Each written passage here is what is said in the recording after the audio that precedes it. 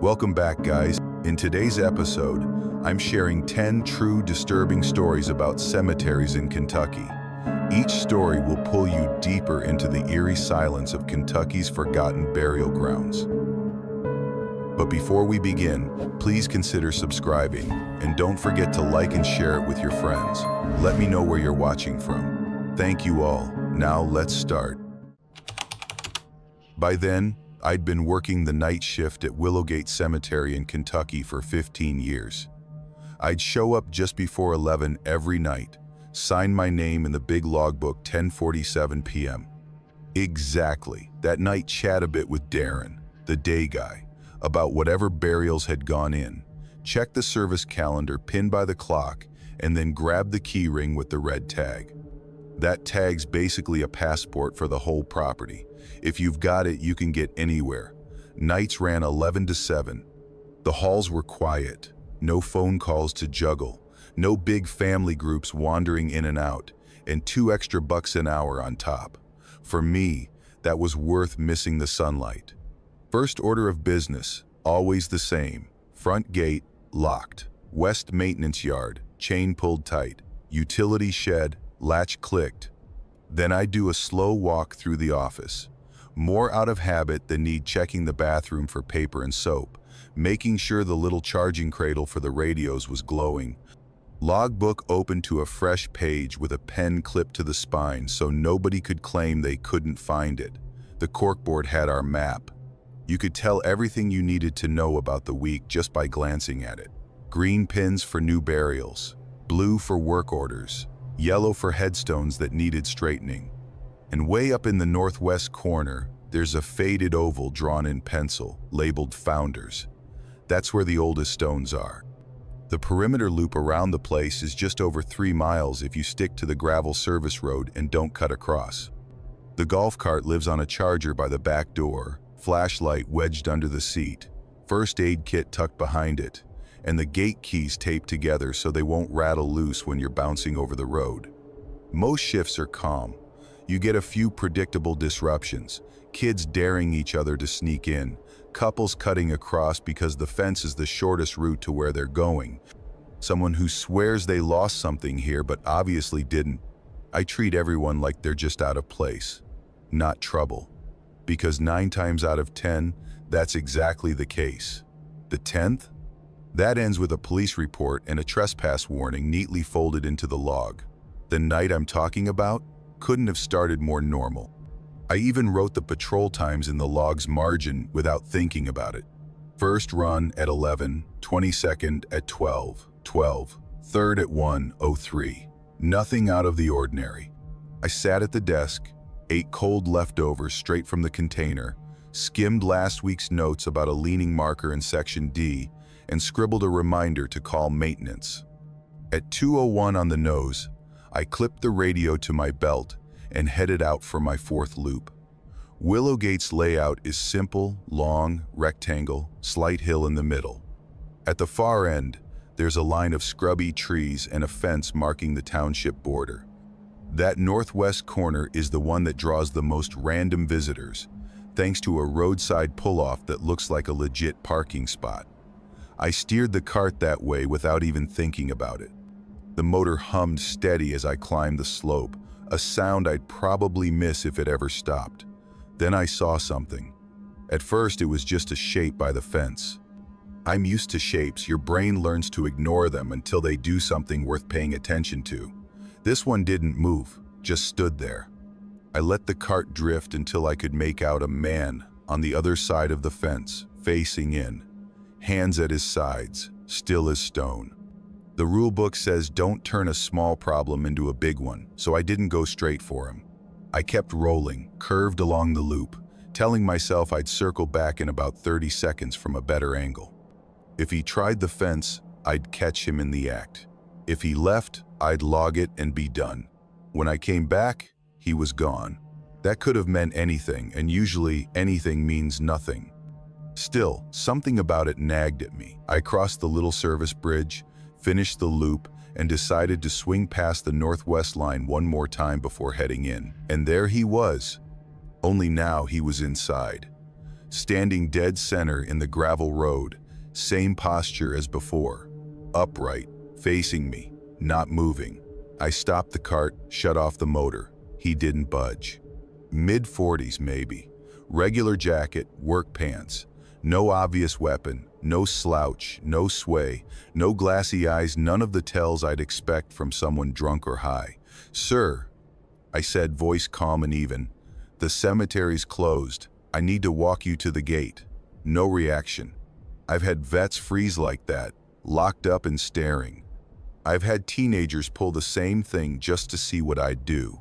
My approach never changes. Give them a clear instruction. Avoid touching if I can. Make the exit sound like their idea. "You'll need to leave now," I said. "We can walk to the exit together." Still nothing. I stepped forward and gave his shoulder a light two-finger tap. Not a shove, just enough to say, "I'm here." His head whipped toward me so fast my own flinch felt slow. We locked eyes close enough that it felt like a collision. His face tightened, like someone bracing for a fight, not avoiding one. I pulled my hand back and stepped aside. He turned, no words, walked to the fence and stepped over it in one smooth motion, like he'd measured it in advance. Didn't look back, didn't run. Just walked into the trees and disappeared. I wasn't following him into the county side at 2 in the morning. I went straight to the maintenance office, locked the steel door, and filled in the incident form 2:19 a.m., male subject northwest corner. Left the notify law enforcement box unchecked for now. First question's always whether they're coming back. I was halfway through the location line when the door jolted. The metal flexed hard enough to shift the latch. Then it happened again. The hits were spaced out, deliberate. Each one pushed an inch of air into the room. I grabbed the radio and called dispatch. Willowgate Cemetery, maintenance office. Unknown male subject impacts on the door. Police requested. The pounding didn't stop. 3 solid minutes of it, like clockwork. I stayed to the hinge side best spot if the lock gave and shouted through the steel that officers were on the way. My name, my voice, no bluff. Then, silence. I gave it 2 more minutes before asking dispatch for an ETA. Didn't move until headlights swept the lot in a pattern I recognized as patrol. Only then did I unbolt the lock. The officers came in, I gave the description, showed them where he'd crossed. No breaks in the wire, no snags. Soil's too poor for footprints. They walked the yard, the road, cleared the place. I logged their unit numbers, times, everything. The rest of the shift was quiet. I didn't see him again. Didn't change my route in the logbook. At 7:03 a.m., I signed out, hung the red tag keys on their hook, and went home.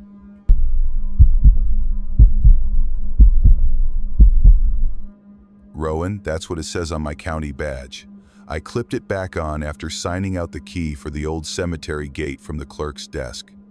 I had the permit, the grid map, and a work order to record every marker in a hillside plot outside Ashfield, Kentucky.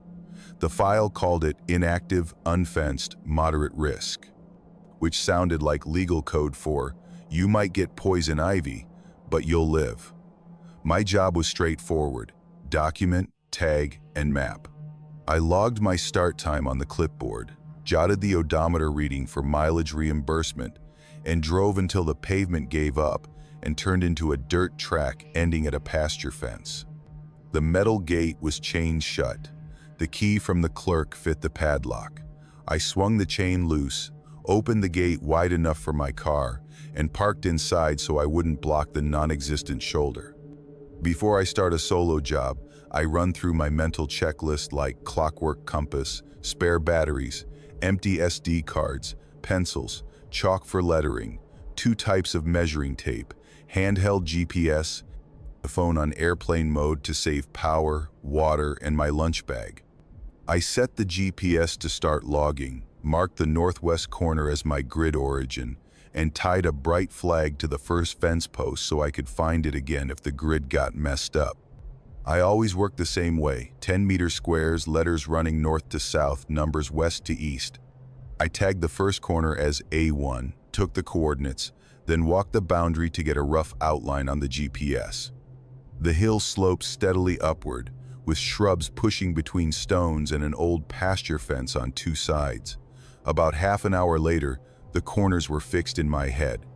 I started the passes, recording coordinates, size, and condition for each marker. I took photos, chalked faint lettering, pressed little numbered tags into the dirt, and made notes. I don't skip squares. I don't hop around. It's slow work unless you like order, and I like order. The first weird thing was small. In B3, the county list said there should be 2 stones, but I found 3. The extra was just a plain granite bevel with dates in the same era as the neighbors. I gave it a provisional code and flagged it for the county. That happens sometimes. Families replace markers without updating records. The second hiccup was just annoying. My camera flashed a storage warning barely 20 minutes in. I swapped the card, labeled the first one, and moved on, figuring I'd started with a half-full card by mistake. By lunch, my notes were neat. My GPS track matched my memory, and I was feeling good. Then I saw one of my tag numbers in the notes had a faint pencil underline I definitely hadn't made. It curved upward like a little flourish. I erased it without thinking too much about it and got back to work. C2 was the next real surprise. The list said 3 markers. I counted 5. 2 were newer, lined up oddly with the older burials, and their inscriptions had this strange detail. Both names trailed off, the last letters faint like someone stopped engraving halfway. I took my usual set of photos and coordinates, double-checking them. A little later, I noticed the GPS track showed a slow loop back towards C2, but I had no entries to match that movement. I went back. Everything was exactly how I'd left it. Same tags, same temporary codes. Then my camera's storage warning came back way too soon. I scrolled through the card, duplicate shots of the same stones, slightly different angles, and one photo with my own boots in frame, which I never include. I deleted extras but freed almost no space, so I swapped to a third card. When I went to stash the full card in the car, my tripod was lying across the back seat instead of under the storage bin where I keep it. The straps were unbuckled. I resecured it, made a note to check the locks later, and got back to work. In F2, I found a temporary plastic grave stake with an index card sealed under tape. The name on the card matched one of the newer stones in C2, same date, but listed a completely different row and plot. I photographed it and flagged it for the county. Families sometimes leave old markers when new stones go up. Except when I returned to C2 later, that exact stake was now sitting beside the same newer stone, looking perfectly undisturbed. Same handwriting, same tape, but there was an extra staple that hadn't been there earlier. By mid-afternoon, I decided to work toward the far boundary and then loop back. But when I aimed for the fence, I somehow ended up at C2 again. I tried a different direction, aiming for my starting flag gone. C2 again. My GPS showed a mess of points piled on points. I switched to physical landmarks, pacing along the pasture fence to keep orientation. The fence should have led me back to the gate, but it didn't. It was just continuous. No opening, no break, not even the painted survey post I'd recorded earlier. I counted posts, they matched my notes, but instead of a corner, I found myself at C2 yet again. I tried the big measuring tape, leaving chalk marks every 10 meters as breadcrumbs. After walking 100 meters by tape, the tape read 10. My phone's step count was scattered, and my chalk dots had curved straight back towards C2. That's when I checked the sealed envelope holding my second memory card, except it wasn't that card inside. Just a blank. My tripod straps were unbuckled again. This time, there was also a folded scrap of lined paper under the bin, 5 names in block letters. 4 matched the newer C2 stones. The 5th was mine. I walked back to C2. The blank stone at the end of the newer row had a fresh sticker at the base, my handwriting, my code, C2 new 5. I only used those temporary stickers for anomalies, and I'd never put one on a blank marker. The ink matched my marker's shade, but the marker in my pocket was capped and clean. I decided right then, no more adding to the record. I wrote a plan, leave the tags, collect the temporary stickers, find the origin, and get out. But the grid origin was gone. The western fence edge didn't match the map. The GPS just circled me around C2 like a drain. So I picked a new method. The road connects to the county office, and the county office has the key. If I could reach the road, I was done. I packed up, set the car key on the seat with the scrap of names, and aimed for a utility pole in the distance. I didn't look at the stones. I didn't check the GPS. 600 counted paces later, I reached the fence. No gate.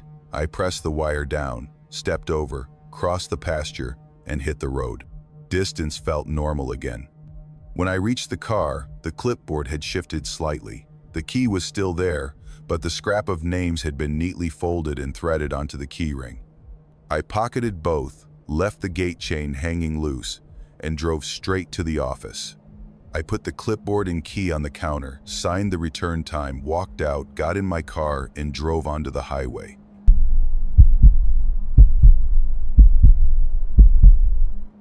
Jet handed me the cemetery maps.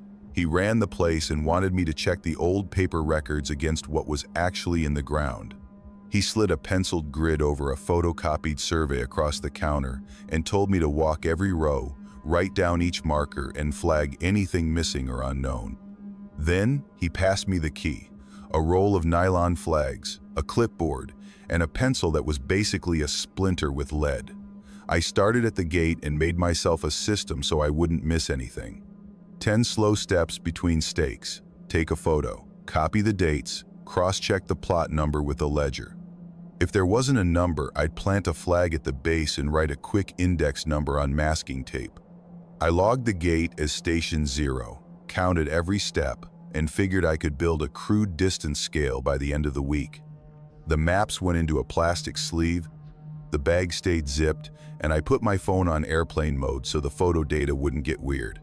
That first morning went smooth. Rows A through F matched the records. In row G, I found 2 empty spots where the ledger claimed there were burials. No big deal, sometimes families moved relatives to another cemetery years later. I marked those as vacated and kept going.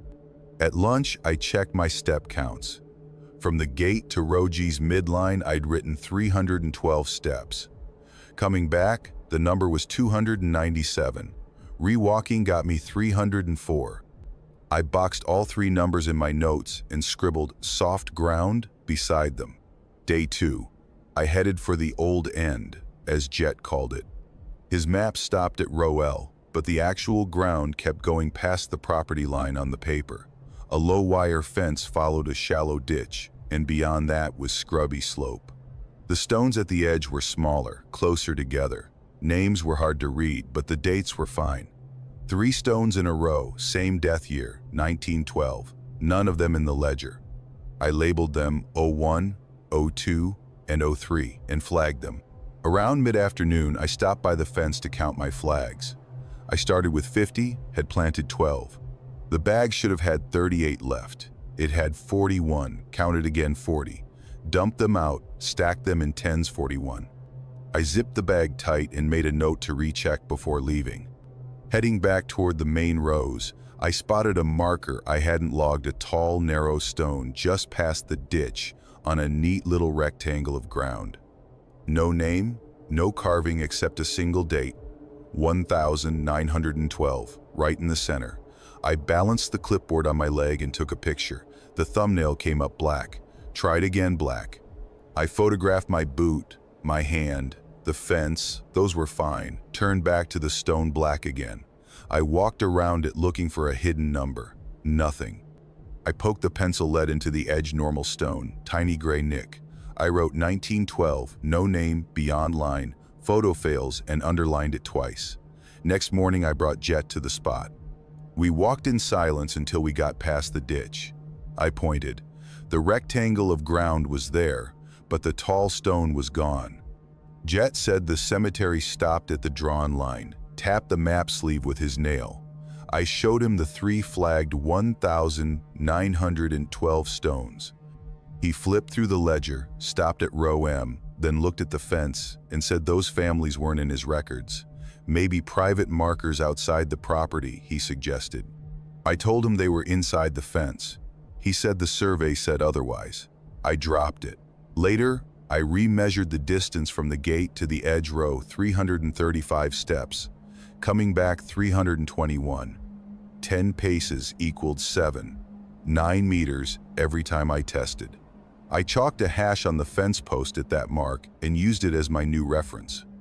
Distances beyond the midline stopped drifting, distances before it still wobbled.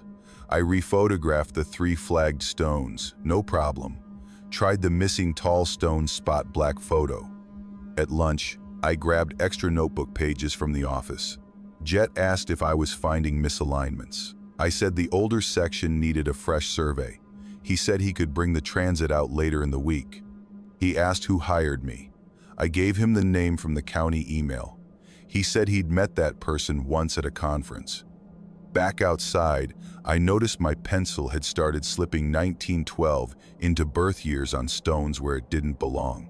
3 times in 10 minutes. I fixed them, then checked old pages, same problem. The number showed up in margins, on the map sleeve, even on my masking tape flag label.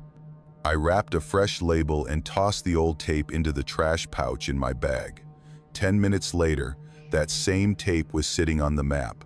The pouch was empty, the ground was clear. I stuck the tape to the back of the notebook so it couldn't wander. Midway between the fence and the old row, I found a neat rectangle of turned soil not long enough for a burial. Width of a plot, length of a small coffin cut in half. Edges straight, dirt firm. I logged it and moved on. At the end of the day, I counted my flags. Should have been 32 left. Had 34. Checked my notes, apparently planted 18 that day, not 16. The 2 extras, 01 and 02 again. They were already logged yesterday. Day 4. I went to the edge first. The flag stones were still there. The short rectangle where the tall stone had been measured exactly 6 feet 3.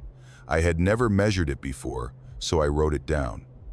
At 10:20 a.m., my phone jumped to 10:20 p.m. and showed an old notification. Switching airplane mode fixed it.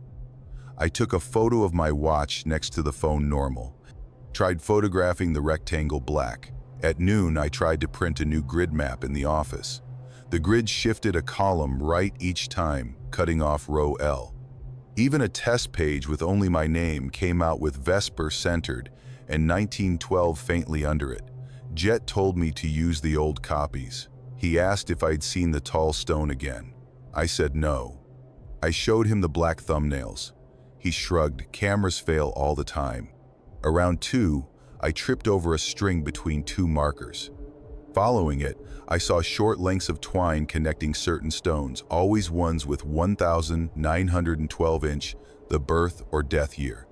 One string ran past the fence into the scrub. I cut it, rolled it up, and put it in my bag. In the next row, the twine was back, perfectly coiled between 2 stones. My bag still had the ball I'd cut. I zipped them both inside and worked elsewhere.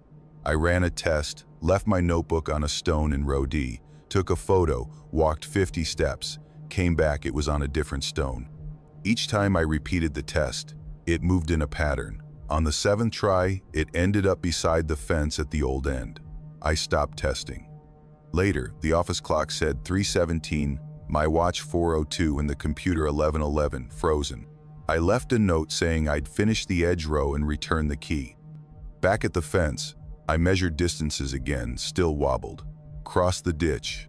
The rectangle was there, and the tall stone was back in it. Same date, 1,912. I took a picture black. Measured its height, tape said 7'3", though it obviously wasn't that tall. Tried a pencil rubbing blank except for a hard rectangle where the date should be. I decided to grab a witness, but when I came back from the gate 2 minutes later, the stone had shifted 3 feet forward. My measuring tape was now pinned under its base, the metal end smeared gray. I set a ring of flags around it, sketched their positions, stepped back to watch. In minutes, the stone had inched until it sat perfectly inside the circle. Then I saw my bag sitting open beside it. I'd left it zipped by the fence. I moved it back and stayed near the chalk mark. The next time I stepped forward, the ground in front of the stone was cut open in a perfect plot-sized rectangle. No loose soil, no pile. I couldn't see the bottom, even kneeling. My tape ran out at 30 feet. When I turned my phone on to log coordinates, the screen read 1912 where the time should be. The gallery had 20 identical black images labeled 3 minutes into the future. I shut it off. The paper rubbing in my sleeve had shifted its rectangle, no longer lined up with the stone's bond. I put it away. I made a plan, walked to the office, logged the closure, leave the key, go. I left the flags where they were. On the way, distances stretched and shrank. My bag kept showing up where I hadn't left it. At the office, my key stuck in the lock. The clock was frozen at 12 o'clock. I signed the key in and wrote one line. Field work paused due to unrecorded excavation in old section perimeter marked will escalate to county. When I opened the door to leave, my paper badge was lying in the doorway. I hadn't unclipped it. I didn't touch it. I locked the door, walked to my car, and drove off.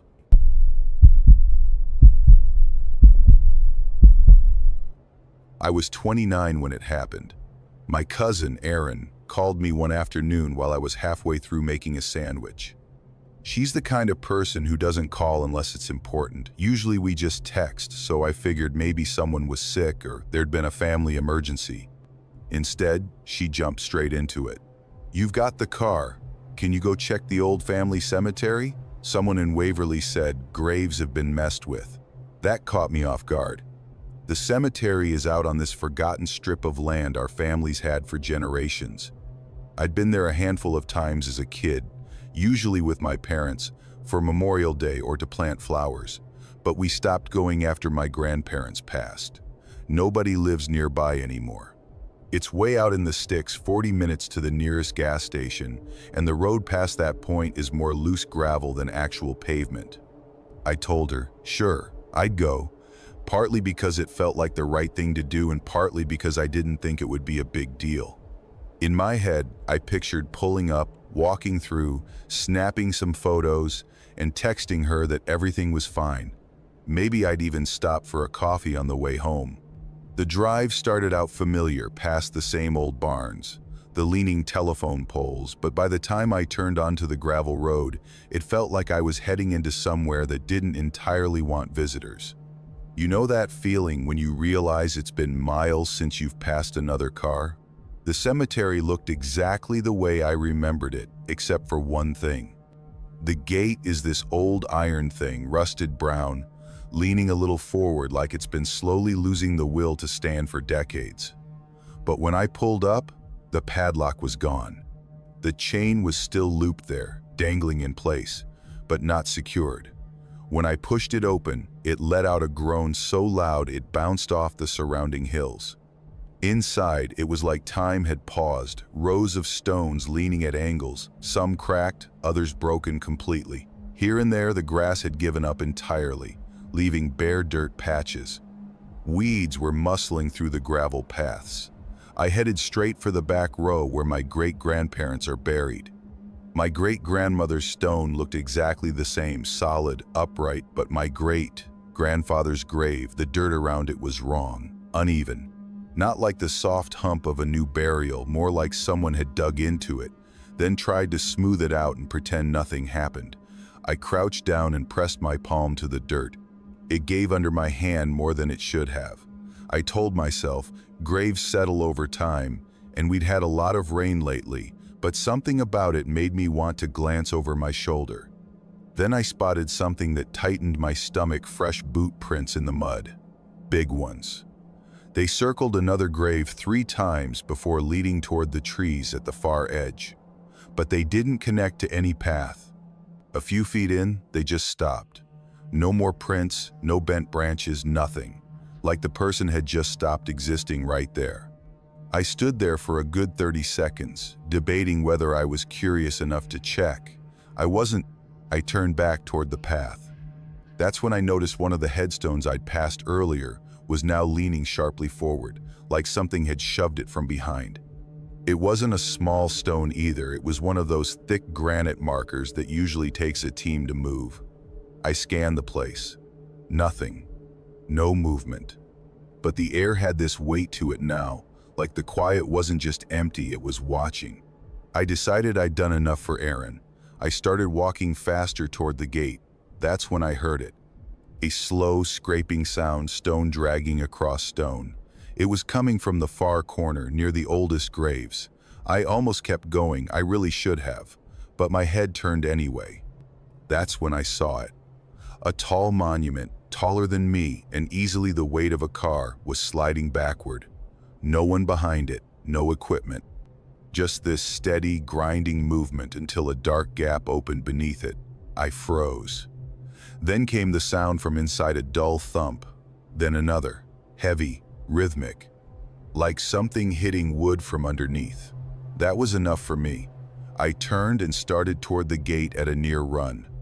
I was maybe 10 feet away when a sudden, freezing gust slammed into me, hard enough to make me stumble. The gate clanged shut. The latch was still open, but when I shoved it, nothing happened. It was like pushing against a wall. My chest went tight. I dropped my bag and scrambled up the bars. The iron spikes at the top dug into my hands, scraping skin, but I didn't stop until I'd swung myself over and hit the gravel outside. I didn't brush myself off. I just got in the car, slammed the door, locked it, and started the engine. My hands were shaking against the wheel. I made the mistake of looking back from the road. The gate stood wide open again. The monument was upright, no gap. The footprints were gone. I didn't stop until I hit the highway. I sat there on the shoulder, breathing hard, until I could call Erin. I told her everything, exactly once. We haven't spoken about it since.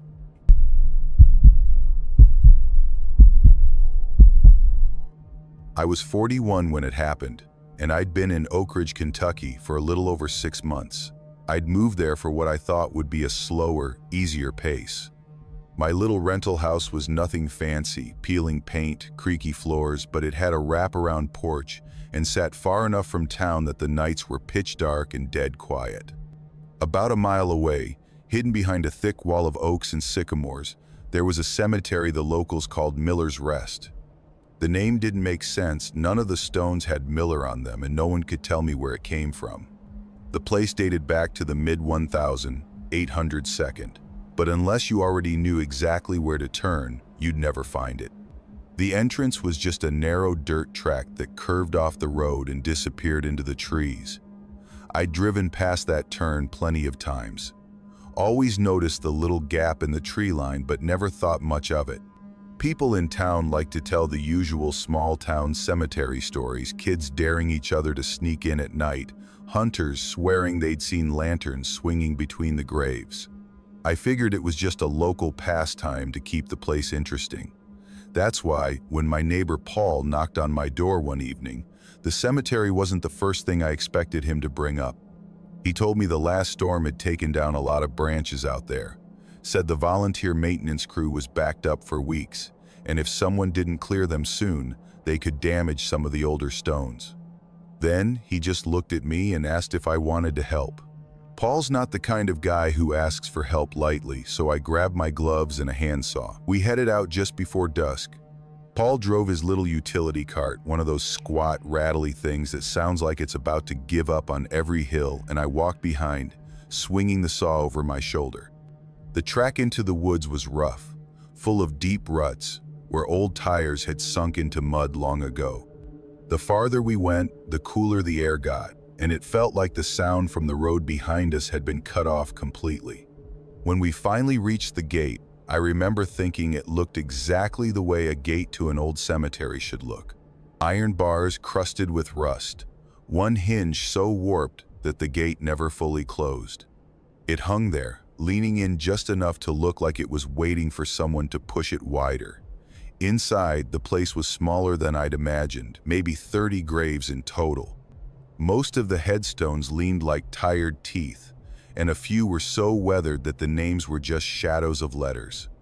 The grass was wild and high, almost up to my waist in spots, and weeds curled over the shorter markers like they'd been trying to bury them too. We'd been at it for maybe an hour, dragging branches to the gate, when I saw them 3 fresh mounds of dirt at the far back corner, under a big walnut tree. They were neat, almost too neat, with clean edges like they'd been shaped with care. There were no markers, no flowers, no sign anyone had been there to pay respects. The soil was still loose and dark, untouched by rain. "Who's buried over there?" I called to Paul. He didn't even look up from where he was working. "Nobody's been buried here in decades," he said, his voice completely flat. Then he went right back to dragging another branch, like I hadn't said anything at all. We worked until the light drained out of the sky. The shadows seemed to gather faster in that place than they did anywhere else. Paul decided we'd done enough for one evening. We stacked our tools just inside the gate and started down the track toward the road. Halfway there, I patted my jacket and realized I'd left my gloves back at the gate. Paul was already too far ahead in the cart, so I told myself it'd be a quick walk back. The return trip felt different. The air was still, heavier somehow. When I reached the cemetery, the gate was sitting half open the way we'd left it. My gloves were draped over the corner of a tilted headstone, just where I'd set them. I was reaching for them when I heard a low, heavy thump from somewhere deeper in the cemetery. It wasn't the sound of a branch falling. It had weight to it, like something solid hitting the ground on purpose. It came from the far corner, the one with the mounds. I turned my head. The closest mound had shifted not much, but enough that I could see the top layer of dirt had slumped down in a small ridge. There was no wind, no movement in the trees. I took a step back toward the gate. Then it came again, a sharper, louder thump. Under it, just barely, there was a muffled sound of something moving beneath the soil. That was enough. I didn't care about the gloves anymore. I stepped out through the gate without looking away from that corner and walked quickly down the track. My pace stayed steady until the trees began to thin. Then I ran. The next morning, I convinced Paul to go back with me. He didn't like the idea, but I wasn't going alone. When we got there, the far corner looked completely different. The mounds were gone. Not dug up, not disturbed, just gone. The ground was flat and level, covered in a fresh scatter of leaves that hadn't been there yesterday. We didn't talk about it. Not on the way back, not after. Paul's never asked me to help there again, and I haven't set foot on that track since.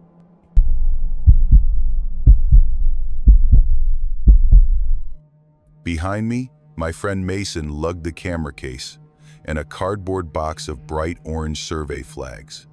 He'd applied for a preservation grant, and my part in the whole thing was simple. Jot down each headstone, make a note of damage, and keep him walking in a straight line so his shots matched the map we'd been given. We started at the southeast corner. Mason popped the camera from its foam cradle, gave the lens a quick inspection, and gave me a nod. I marked the first row on the map and penciled a little dot on the nearest stone proof we'd logged it. His routine was 3 shots per headstone, side, face, inscription. It was slow, predictable work. Honestly, kind of boring, which I liked. Boring meant nothing unexpected. Row 3, I wrote down a name, a year, and a chipped corner. Mason checked his histogram, seemed happy, and we kept going. According to the plan, we'd hit the top of the hill by noon, loop around the north side, and come back to the gate in one clean oval. The diagram was straightforward, rows like ribs, dirt laying around the inside fence. I kept my map visible at all times, checking off each segment with thick pencil strokes so we didn't double up. Everything went fine until it didn't. Halfway up the slope, I logged a headstone with a willow carving and a crack across its face. I drew a small circle beside its number on the grid. 10 minutes later, we came across the exact same headstone. Same willow, same crack, even the same little insect chew along the paper rubbing Mason had just taken. I flipped back. My own circle was staring at me. Mason compared the shots identical, down to a scratch in the lichen. We'd somehow looped, even though the map said otherwise. I decided to cut across straight to the western boundary fence line was a sure thing, right? We picked a row, walked 20 paces, then another 20. Still no fence. Just more stones and more ground than there should have been. Not dramatic, but wrong in the kind of way that makes your stomach fold. Mason capped the lens, squinted like he could see a fix in the distance, then told me to keep our route tight until we hit something unmistakable. So we aimed for the marble obelisk, the only one marked on the map. Couldn't mess that up. Past a couple short markers, a broken slab, a flat ledger. The obelisk was right where it was supposed to be. Mason got his shots, including one with the scale ruler. I logged the tilt, circled it on my sheet. Coming down from it, we walked right by a headstone carved with a lamb that I'd already marked in a completely different row. 2 segments away. We didn't cross that gap. There wasn't time to. Mason didn't comment, just took the picture like it was any other marker. First gear failure came with the rangefinder. It read 8 meters to the fence. Reasonable. We walked 10 by my stride count, and the fence was still not any closer. Another reading, 9 meters, then 11, then back to 8. I tapped the housing, reset it. 3 meters now. Fence still nowhere near where it should be. I shoved it in my bag and stuck to the paper map because at least paper doesn't change its mind. We pushed on shoot, log, flag the ones that needed repair. I built a rhythm.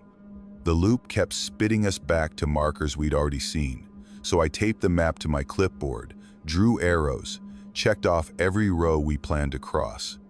That way, we had a physical, no-nonsense reference. Midway up, Mason suggested a break. We leaned our gear against a tall slate headstone.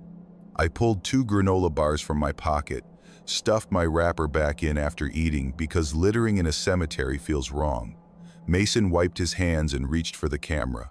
Camera was where he'd left it. Tripod wasn't naff. It was 3 rows away, fully set up, legs extended, center column raised. Mason never raised the center column. He didn't say a word, just walked briskly, collapsed it, and came back.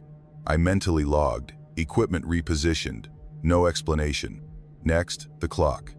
His camera time stamps were jumping backward, then forward again 14 minutes off, then suddenly in sync with nothing we had on us. He reset it twice. The next shot landed in a time zone of its own. He said we'd deal with it later, and kept shooting. When we hit the plateau, the map promised a central lane near a water spigot.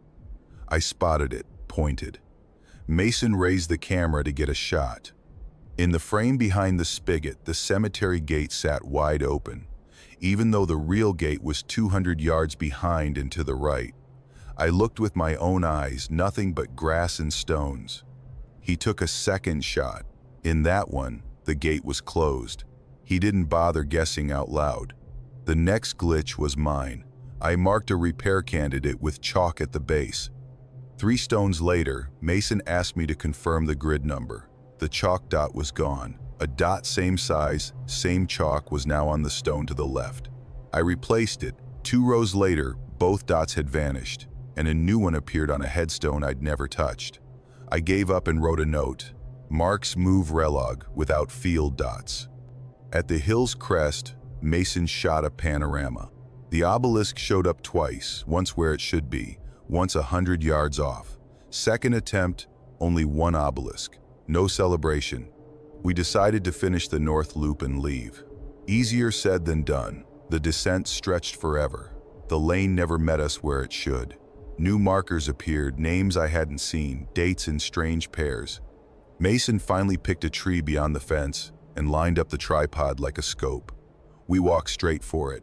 The tree never quite landed in the spot it should. The obelisk popped up again to our right. We didn't talk about it.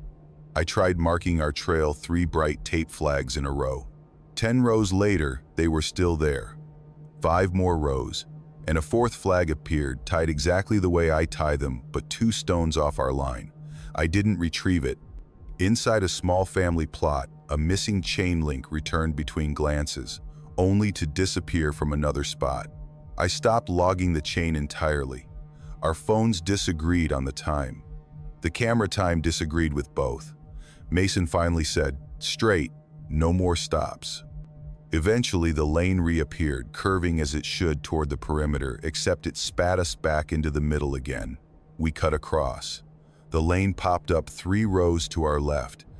Mason sighted the gate through the long lens, lined it up with a double headstone shaped like an open book. Through the camera, perfect alignment. With my eyes, just the book. He walked toward it without lowering the camera. I steered him around stones. When we reached it, the gate had vanished. 2 rows ahead in the viewfinder, gone to the naked eye. Worse, the tripod had relocated again. 3 stones back, angled toward where we'd been walking. The family plot with the iron fence was supposed to have 1 entry. We walked through it, crossed the plot, and exited through the same opening, without turning back. The map said square. The place said otherwise. Mason set up for one last sweep. In the live view, a headstone-shaped silhouette appeared in the lane where there was nothing in reality. Each time he panned, the shape shifted closer, not walking, just existing in new spots, always facing us like a stone does. He cut the live view, collapsed the tripod, and said we were done. No more photos, no more notes. We walked hard, aiming for where the gate should be. The stones kept reshuffling. The obelisk refused to stay behind us. The lane folded back in. Finally, 60 seconds of not deviating. Straight ahead, the gate appeared exactly as we'd seen it coming in. Mason checked the camera. The view matched reality for once. I didn't wait. I shoved the tripod at him, grabbed the gate with both hands, forced it open, and pulled him through by the camera strap. As soon as we were on the gravel outside, I slammed it shut, dropped the latch, and headed for the car without looking back.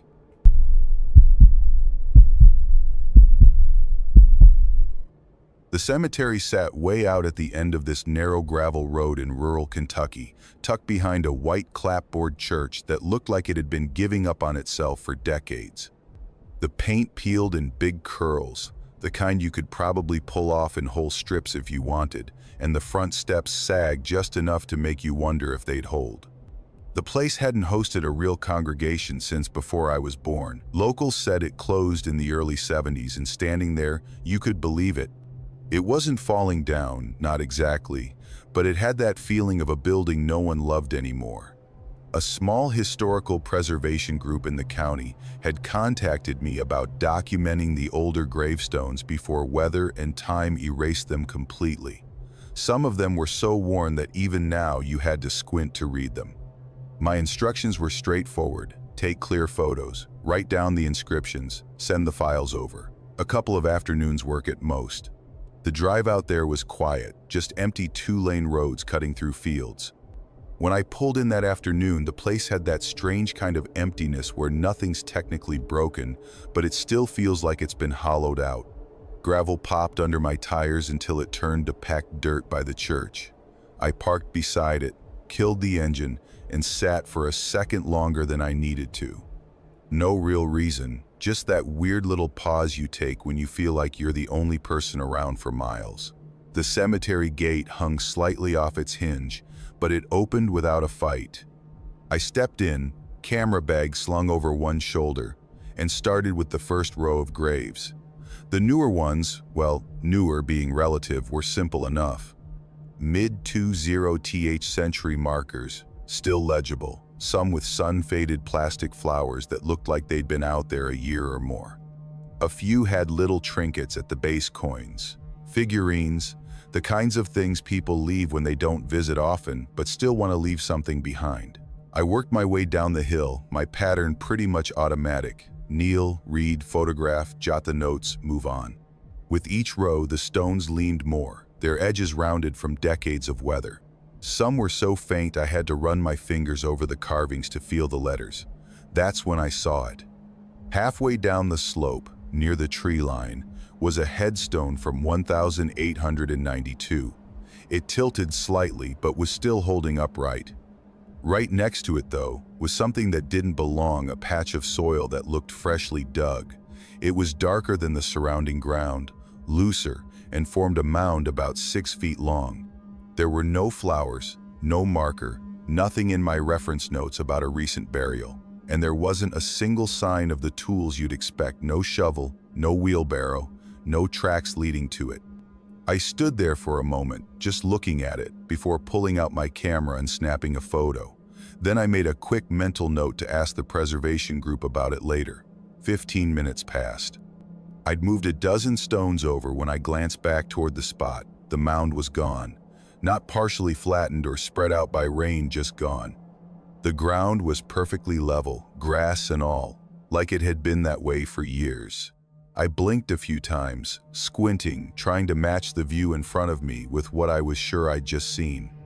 Eventually, I told myself it was probably just the angle or the way the light hit the slope earlier.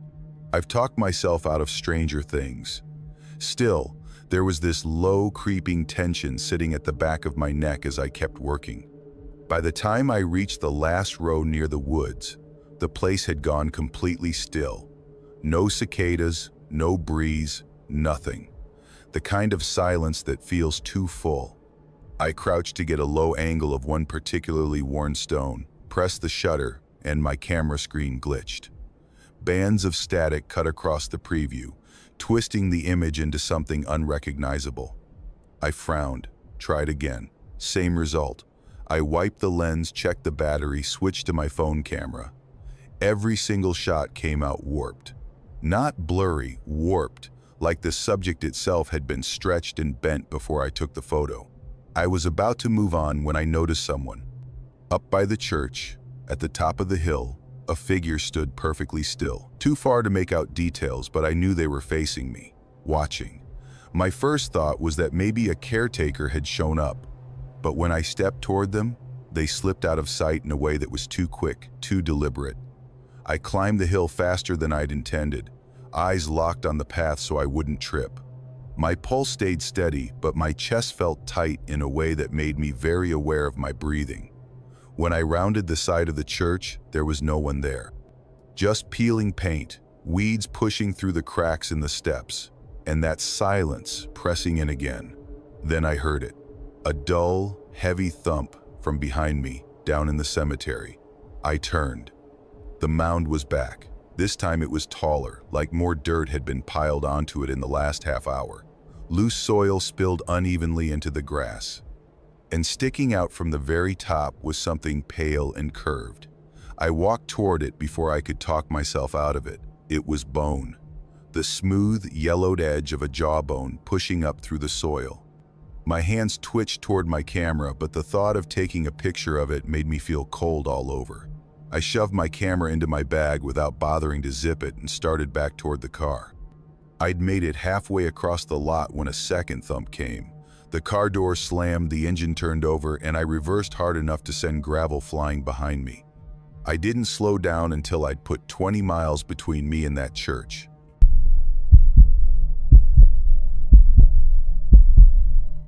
I was 27 when it happened. There's this old cemetery out past Harrods Grove, Kentucky, tucked at the bend of a narrow road where the asphalt gives up trying to be smooth. If you weren't looking for it, you'd probably drive right past. The only sign it exists is a crooked wooden board, the paint long gone and the wood splintered like it had been chewed at for years. I'd been there once before, a long time ago, but never alone. This time, the local history group I sometimes help out asked me to document a few of the older headstones, names, dates, plot numbers. They gave me a printed map and a list, and that was it. I parked just outside the gate, my car angled toward the road. That's something my dad always did when he had to stop somewhere out in the sticks, made sure he could leave fast if he needed to. Not that I expected trouble. It's just one of those habits you keep without thinking. I grabbed my clipboard, pen tied to it with a piece of frayed string that looked like it might give out at any second, and headed for the gate. The iron gate was heavier than I expected. I leaned into it with my shoulder, and it gave a long metallic groan as it swung open. Inside, the grass was uneven, patches thick enough to tangle your ankles and others worn down to bare dirt. The stones were tilted, like they'd been trying to lie down for years but hadn't quite made it. A dirt path cut through the center, but it looked more like a suggestion than something anyone actually used. I started along it, keeping my eyes on the stones, mentally checking off landmarks against the map. The first 20 minutes were easy. I'd walk up to a stone, brush away moss or dirt with the edge of my sleeve, lean close to read the worn lettering, then mark it off my list.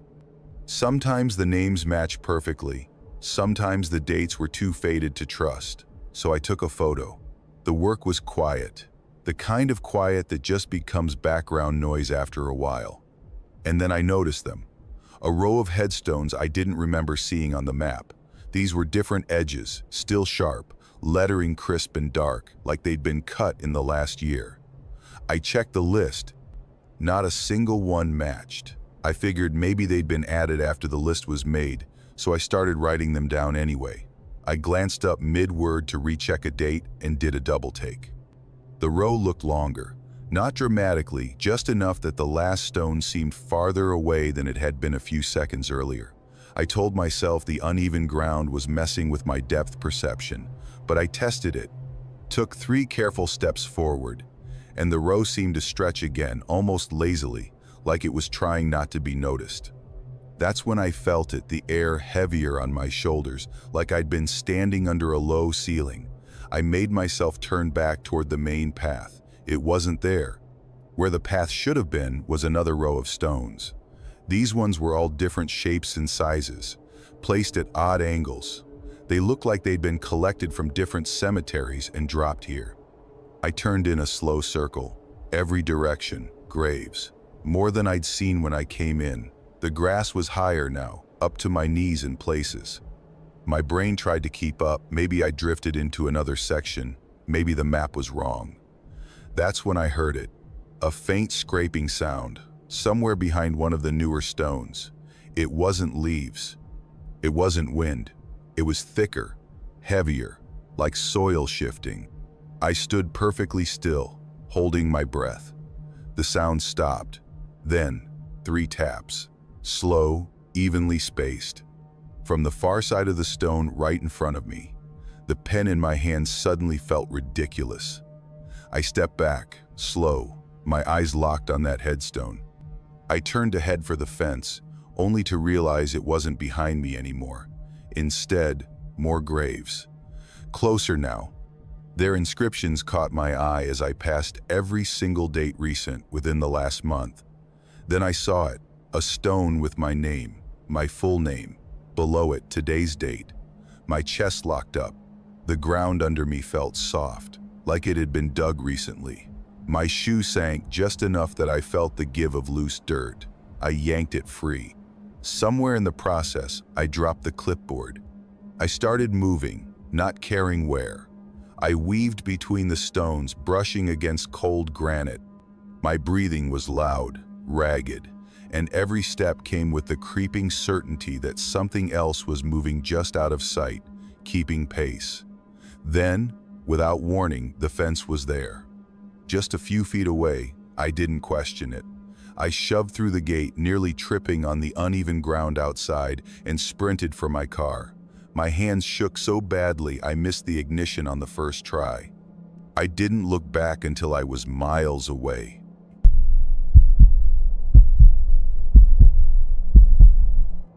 My uncle had this small, private family cemetery hidden way out at the very back of his property in rural Kentucky. Calling it a cemetery makes it sound bigger than it was. It was really just a lumpy patch of ground fenced in with old, leaning posts and a gate that hadn't swung freely in decades. If you didn't know it was there, you'd walk right past it. It wasn't on any maps, not even the county's.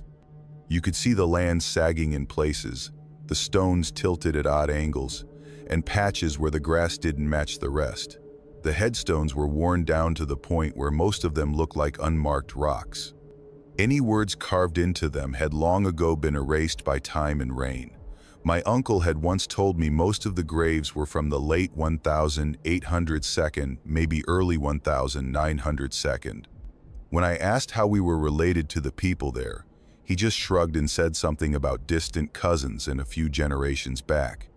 The only thing he was sure about was that the place was ours, and that it was our job to take care of it, or at least make sure it didn't vanish completely under weeds and vines. That Saturday morning, he handed me an old pair of pruning shears, a spade with a splintered handle, and a rake that looked like it had been sitting in a shed since before I was born. He told me I'd be clearing the cemetery by myself. No big speech, no explanation, just you can handle it. I figured it wouldn't be too bad. A few hours of hacking at overgrowth, clearing brush and pulling weeds. Maybe I'd even feel useful for once. When I got there, though, I realized I'd underestimated just how bad the place had gotten. Brambles had woven themselves through the fence so tightly that the wooden posts were bending inward, and some of the boards were split where the vines had forced their way in. Waist-high weeds hid most of the stones. The ground felt uneven, and in some spots my boots sank slightly into the dirt, just enough to make me shift my balance. I started in one corner, working methodically. The shears squeaked every time I cut through a branch, and the sound was oddly loud in the stillness. I piled armfuls of dead brush along the fence line, trying not to think about how much work was left. After about an hour, my gloves were already covered in tiny burrs, and my shoulders ached from hauling debris. It was when I was raking around one of the smaller headstones that I felt it. The ground beneath my boots gave way just a little, almost like a sponge. I froze and tested it again, pressing my weight into it. The soil shifted under me, not collapsing, but definitely moving. It wasn't a big drop, just enough to feel wrong. I stepped back and moved to another spot, telling myself it was probably just a soft patch from an old root rotting underground. I kept going, making my way toward the oldest graves near the far back. Every so often I'd pause to stretch my back and glance around. The air had that heavy, late summer weight to it, and there wasn't a breeze to move the leaves. I remember stopping to take a drink from my water bottle, turning toward the grave where I'd leaned my rake earlier, and it wasn't there. It was lying flat on the ground, several feet from where I'd left it. The handle was pointing directly toward the fence, like someone had set it down that way on purpose. The thing that got me was the ground between the two spots. It was perfectly smooth. No scuff marks, no trail, nothing to suggest it had been dragged or rolled. The rake's teeth were clean too, which didn't make sense because I'd been raking weeds and dirt with it less than an hour before. That's when I started noticing other small things. A tall, narrow headstone I could have sworn had been leaning to one side earlier was now standing perfectly upright. Another stone I'd walked past twice suddenly had a fresh-looking crack running right through the middle of the name. Not a thin crack either, it was jagged and deep, like something heavy had slammed against it. I told myself I was just tired and that I'd probably been mixing up details, but a knot started forming in my stomach all the same. As the afternoon wore on, the shadows from the trees started to stretch long across the cemetery.